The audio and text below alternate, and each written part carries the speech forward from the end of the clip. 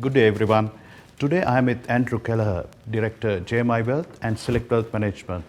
I'm here to ask a few questions from Andrew that we have been commonly asked about investment markets, long-term investments, KiwiSaver funds.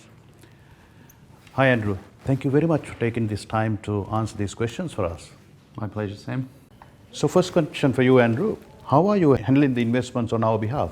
Well, Sam, as ever, we're handling them very carefully. Look, the thing is, all financial markets and all time periods are challenging, but I'd argue that the last 6 months have been more challenging than most and some of the most interesting times that I've seen in 30 years in financial markets. So in the last 6 months, we saw one of the fastest sell-offs in recent history, and then we saw one of the fastest rebounds. So that's created an enormous amount of uncertainty. So the thing we are doing with the investment portfolios at the moment is we're not taking any big bets. So for instance, on a balanced portfolio, we have long-term strategic asset allocation positions on those, and we're not deviating very far from those long-term strategic asset allocations. So we're not taking any big bets, and that's really due to the uncertainty that we're seeing in financial markets at the moment. So we have what we call a low conviction position. So we're not totally convinced markets are going to go one way or the other, so we're sticking close to the middle of the road.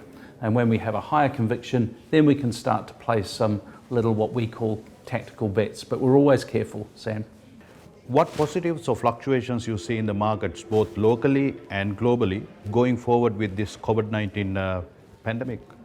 Well, Sam, necessity breeds invention, doesn't it? So where there's a need that needs to be met, you often find that things come into that void. So it's quite interesting the areas that we've seen. Obviously, in the biotech area, now there are companies that are looking to develop vaccines, companies that are looking to develop treatments. Those sorts of companies are doing quite well. So what we're seeing in some of our global managers, we're seeing that an increased presence in the biotech sector, but it's not just there.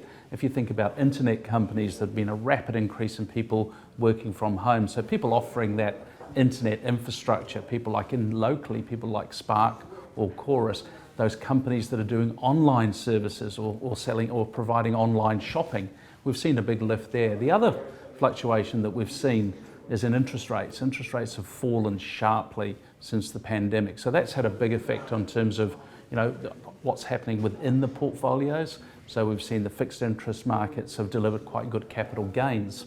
Going forward, there's still that great uncertainty there, and what happens in these various sectors really will depend on how quickly we recover, how quickly people start going back into the office, and how quickly we get on top of the pandemic. Andrew, what impacts could COVID-19 have on investment returns in local and global markets? Yeah, well, obviously, the obvious impact, the one that we've seen, is when the pandemic's really started to gather strength earlier on this year. We saw, the world get very worried about the potential impact of not being able to contain the virus. So we saw that very sharp sell-off in those very uncertain times in February and in March. But then equally, again, we saw that very strong bounce back as people realised that maybe the markets have gone a little bit too far. The other interesting impact that we've seen, or outcome that we've seen, is that some companies have done very well.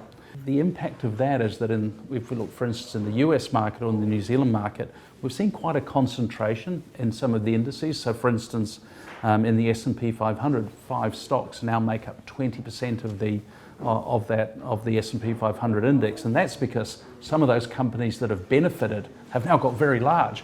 Think about Apple and Microsoft, and to some degree we've seen that impact in New Zealand as well. Fisher & Paykel Healthcare has really benefited from the pandemic, from the requirement for their respirators, from the requirement for some of their other apparatus. So we've seen a concentration in the index in New Zealand. We've seen a concentration index in the US as well. And we now just have to wait and see whether or not that continues as we come out of the virus. The other impact we've seen is, and I think I mentioned this a little bit earlier, was the fall in interest rates. So we've seen very good returns from fixed interest funds. I suppose the worrying aspect of that is that interest rates are getting closer and closer to zero. So I'm not sure if we're going to see those good returns that we've seen from fixed interest funds carry on.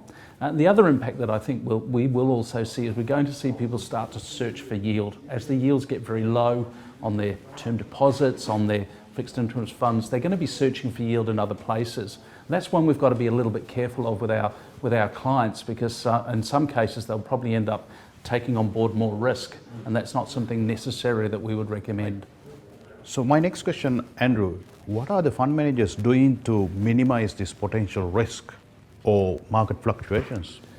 Yeah, great question, Sam. Look, it really depends on the type of markets that the fund managers are investing into. So one thing that we did see back in that period that I call the peak despair period, which was the last couple of weeks in March earlier on this year, we did see some of the fund managers increasing their levels of cash in the portfolio. So locally, some of the fund managers like Nikko and Mint, they were carrying more cash. We saw that funds like the Magellan Global Fund as well. And then they slowly put that cash back to work as we saw the market start to recover.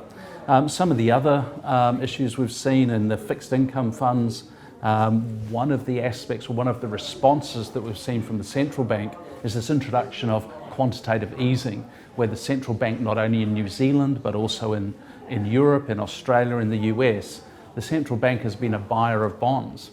Well, in some cases we've seen fixed interest funds be able to use that as a means for selling bonds into and managing the risk within their portfolios.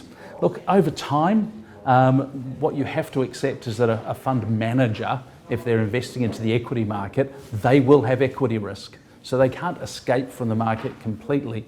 Just if I take a little step back and on a broader level, one of the things we did look at within the portfolios was the use of some, where we're trying to find non-correlated returns. So we looked at things like long-short funds. We looked at funds that had slightly different and slightly more exotic strategies. We actually found that some of those funds didn't perform quite as well as we would like them to have.